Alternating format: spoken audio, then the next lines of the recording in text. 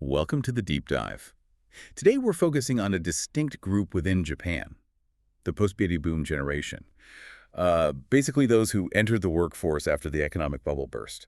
Yeah, and their story, drawn from this really detailed chapter we looked at, it reveals some unique and, frankly, often difficult realities they faced. Right, and this deep dive, it's really about going beyond just, listing events. Exactly. We want to understand the profound, the lasting impact of that employment ice age on this generation. We'll explore how it led to career instability, significant psychological burdens. And that widening gap in income we hear about. Precisely. It's about tracing the connections, isn't it? How that initial economic shockwave just sort of rippled through their lives. Affecting everything. Career prospects, mental well-being. And then the broader stuff like delays in starting families, worries about the future, housing. Even friction between generations. It's all linked. Okay, so let's start at the beginning then. Let's unpack this employment ice age. What exactly happened? Well, when Japan's economic bubble collapsed, it triggered this immediate, pretty sharp downturn in the job market. Okay. Companies got nervous, lots of economic uncertainty, so they drastically cut back on hiring new graduates. And that created this employment ice age, basically a time with way fewer job openings and intense competition for the ones that were left. So imagine graduating, you've got expectations, ambition, Yeah, and suddenly the door just slams shut. Opportunity's gone. pretty much. What were the immediate consequences for these young people then? Well, many were forced into jobs that were, let's say, far from ideal, maybe in fields they weren't trained for or roles they didn't really want. Just taking whatever they could get. Essentially, yeah. A big chunk found themselves in unstable jobs, non-regular positions, part-time work, simply because those full-time, secure jobs were so scarce. And this wasn't just a short-term problem, was it? The source material suggests these early compromises really had long-lasting effects. Oh, definitely. Starting out in unstable work often meant missing out on crucial career development. It's like training, Yeah. advancement. Exactly. They often lacked access to the kind of professional training, the advancement paths that regular employees usually got. I see. And that made it incredibly difficult to build a solid career path. Many found themselves kind of stuck in lower-paying jobs, even well into middle age. Wow. And the impact, it went beyond just individual careers, didn't it? It affected society more broadly. Indeed. The economic insecurity this generation faced had big knock-on effects. Boy. Well, delays in marriage and having children, that contributed to Japan's aging population problem. Plus, stagnant incomes meant people weren't spending as much, which kind of slowed down economic recovery. And, with so many people in a precarious jobs, worries started growing about the Social Security system. Less money going in, right? Makes sense. It's interesting, too, you mentioned how some research suggests their views on traditional milestones like marriage might have shifted. Yeah. Not just delayed, but fundamentally changed. Yeah, it seems for some, the economic reality might have led to a reevaluation of priorities, not just putting things off, but perhaps deciding they weren't essential in the same way previous generations thought. Okay, so that initial ice age really set the stage for a lot of the later challenges. Yeah. Let's dig into that career instability a bit more. It wasn't just about getting a full-time job initially. No, it was also the type of jobs many had to take. This rise in non-regular employment, short-term contracts, part-time gigs that really become a defining thing for this generation. And these jobs, while providing some income, Often came with limited benefits, minimal job security, and crucially, very few routes for moving up professionally. it sounds like being stuck on a career path that doesn't really lead anywhere significant. That's a good way to put it. Without proper training, without development opportunities, it was hard to get the new skills or experience needed to jump to something better, more stable, higher paying. Right. So there was this risk of being perpetually seen as, well, maybe not low value, but certainly less skilled or experienced labor, regardless of their actual potential. And that constant uncertainty, planning for the future must have been incredibly difficult, personally, professionally. Absolutely. Financial instability is almost a given when your job is precarious. Right. Saving up for big things, buying a home, retirement becomes a huge hurdle. Yeah. And this instability, it directly fed into postponing those major life events we talked about, Right. which then feeds back into societal issues like falling birth rates, lower It consumption. really paints a picture of a generation grappling with constant anxiety. Which brings us nicely to the next point, the increased psychological burden. That level of insecurity has to take a toll mentally. Oh, absolutely. The mental stress was considerable. You've got this persistent anxiety about the future, maybe a feeling of failure, like you're not meeting expectations or hitting the same marks as the generation before you. Mm. It adds up to a significant psychological weight. The source material even uses that term lost generation. That's a heavy label to carry. It is, and that label, often repeated in the media, likely fueled feelings of isolation, maybe alienation. Like nobody understands what they actually went through. Exactly. A sense of being misunderstood, maybe feeling their struggles weren't really acknowledged by society, and then feelings of inferiority could creep in, especially comparing themselves to peers who got lucky, who entered the job market during the so-called bubble generation. Right. And we see this reflected in the data documented increases in things like depression, burnout syndrome. It clearly shows the immense pressure they were under. And this wasn't just individual suffering, was it? It had wider consequences too. No, definitely not. Higher rates of mental illness mean higher healthcare costs, for one, reduced productivity overall. Yeah. And when a large part of a generation feels isolated or marginalized, it can weaken community ties, that sense of social cohesion. It's like a negative feedback loop, isn't it?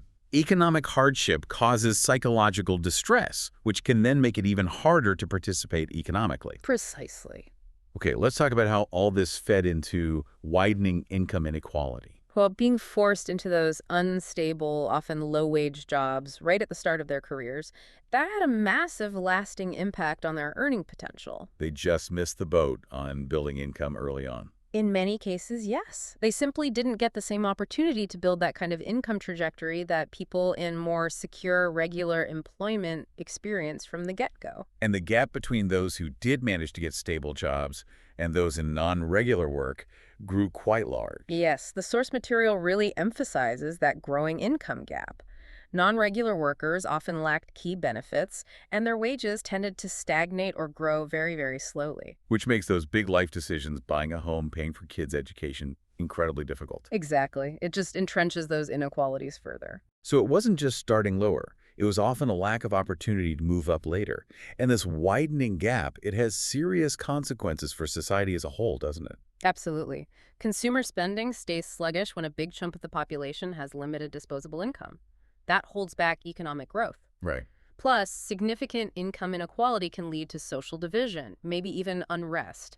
And it means unequal access to important things like quality education, healthcare, perpetuating the cycle. It's a stark reminder, yeah, of how those early career conditions can cast such a long shadow. Mm-hmm. This also ties into the decline in social evaluation this generation faced. That lost generation label seems key here. That label itself, it carries this heavy negative weight, right? It implies failure or potential that wasn't realized. And often this perception came from a lack of understanding in wider society about the actual hardships they faced during the employment ice age. It was easier maybe to blame individuals than to see the systemic problems. And hearing that negative label over and over again in the media, in public discussion, that must have been incredibly damaging to their collective self-esteem. Very likely. It probably reinforced a negative self-image, maybe dampened motivation, feeling constantly undervalued, misunderstood. It can lead to pulling back, to social isolation. Yeah. And you can see how that connects back to putting off big life events like marriage, starting a family, which, again, impacts birth rates. It almost becomes a kind of societal self-fulfilling prophecy. Okay, let's shift to the delay in family formation. We've touched on it, but economic precariousness seems like the main driver here. Definitely. Economic instability, uncertainty about your career, that creates a huge barrier to starting a family. Makes sense. If you don't have a stable income, if you can't predict your future with any confidence, the idea of marriage, raising kids, it can feel overwhelming, financially impossible even. And it wasn't just about the money itself, was it? Lack of social support played a role too. Exactly. Things like not enough childcare, inadequate parental leave, those notoriously long working hours in many Japanese companies. It all created an environment where juggling work and family felt incredibly tough. Yeah. So that lack of support structure further discouraged young people from starting families, even if they wanted to. And the long-term results of this delay, as we've mentioned, are pretty significant for Japan's demographic Yeah, future. hugely significant. The declining birth rate impacts the sustainability of Social Security, the vitality of society overall. You end up with a shrinking workforce trying to support an aging population. It's a major demographic imbalance. Another really tangible consequence of the economic instability was the difficulty in getting housing. Home ownership became a distant dream for many. Yeah, unstable jobs and low wages made getting a mortgage incredibly difficult. Banks are hesitant to lend if your income isn't consistent. Understandably. And even if people could afford rent, the high cost often meant they couldn't save enough for a down payment. So they get trapped renting, unable to build assets long term. And not having that stable place to live, that has broader effects too, beyond just the individual. It absolutely does. Difficulty buying a home can push back family formation even further. Mm-hmm. And it can also reduce how much people participate in their local communities.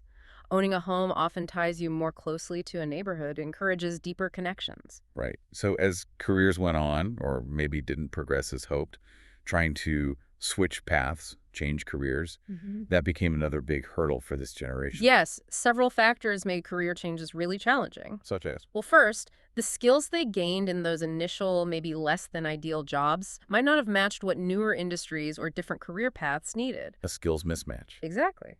Second, traditional Japanese work culture, Yeah. the emphasis on lifetime employment, seniority, that often discouraged both employees and employers from embracing mid-career shifts. Interesting. And there could also be an age barrier, a bias against hiring older workers for certain roles, even if they were trying to transition. So even if someone wanted to retrain, get new skills, the opportunities just weren't really there. Or maybe the culture wasn't accepting of it. Precisely. That mismatch between existing skills and what evolving jobs required, plus a lack of widespread chances for reskilling or upskilling, it just made career changes particularly tough. Okay, so all these things we've discussed, the economic instability, the career stagnation, the societal pressures, it's no wonder it led to serious anxiety about the future, especially around social security systems. Yeah, there are really deep concerns within the post-baby boom generation about whether Japan's pension and healthcare systems will hold up long term. What's fueling that anxiety? It's a mix of things. The country's aging population, ongoing economic shifts, the rising costs of Social Security itself. And the fact that so many were in non-regular jobs probably made it worse. Absolutely. Non-regular employment often means less comprehensive access to pension and healthcare benefits compared to full-timers. So that creates even more uncertainty about financial security and retirement, about getting adequate medical care later on. Plus, past reforms to the pension system, things like cutting benefits or raising the retirement age, have kind of eroded trust in the system overall. It's like a perfect storm of factors creating real unease about that future safety net. Okay, finally, let's touch on this idea of intensifying intergenerational conflict. It almost seems inevitable, given how different the economic realities were for different generations. There's definitely a palpable friction sometimes between the post-baby boom generation and older generations, particularly the baby boomers and the bubble generation. What's the source of that friction? Well, many in the younger group feel that the established systems, maybe the wealth accumulated by older generations, have created barriers to their own progress, their own career A advancement. feeling of being held back? Sort of. It's not just pure resentment, though. Some younger people also worry that the social safety nets the older generations benefited from might not actually be sustainable for them. So there's a shared anxiety there, too, despite the wealth differences. It's like a perception that the rules of the game were just fundamentally different for those who came before. Exactly. The economic boom years created a totally different environment for job security, for building wealth. Right. So these economic gaps, plus maybe different values, different expectations about work and life, that can cause tension. In the workplace, with different organizational cultures clashing, or even within families sometimes. Like differing views on hierarchy versus collaboration? Yeah, things like that. Traditional structures versus newer approaches. Communication styles can differ too. It all adds up. Wow. It really sounds like a complex, interconnected web of challenges that have just profoundly shaped the lives of Japan's post-baby boom generation. Yeah, the sources we've been discussing make it really clear. The difficulties this generation faced, they weren't just about individual failings or bad luck. That employment ice age, the fallout from it, these were systemic issues, deeply rooted in a specific economic times, a specific societal context. And those early challenges just cascaded, didn't they? Impacting careers, mental health, family life. even how they were viewed by society. It's such a powerful reminder that these bigger forces, corporate structures, societal norms, they can really push individuals out or inadvertently marginalize them. And that career paths, well, they're rarely just a simple linear choice people make. Absolutely. And this deep dive, I think it really underscores how important it is to build societies and workplaces within them that actually understand and value diverse experiences, diverse circumstances. Hmm. We need environments where everyone can thrive, where maybe perceived limitations or non-traditional paths can actually be seen as strengths, where all generations feel their contributions are recognized. Definitely something important for us all to think about.